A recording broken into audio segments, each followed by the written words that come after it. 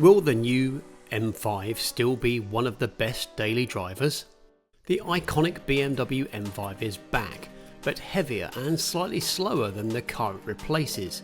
This four-door beast still goes into battle with a twin-turbo V8 engine, this time cranking out 585 horsepower from the high-revving petrol engine, and now it has another 197 from an electric motor too.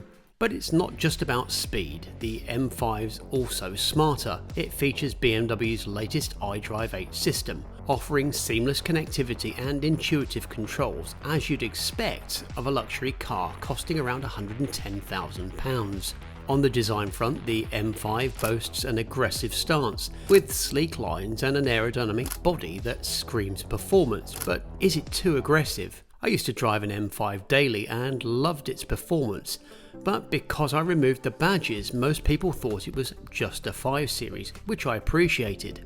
Some cars in the new 5 Series lineup are already performance orientated, and there's the i5 too, so the new M5 has competition from its own family. And the M5 CS is an all-time great M car, so the new car has big boots to fill. At least the M5 is certainly something I'm interested in as a petrol head, but I'll need to drive it and use it as I would day to day to see if it's what an M5 owner wants from their car.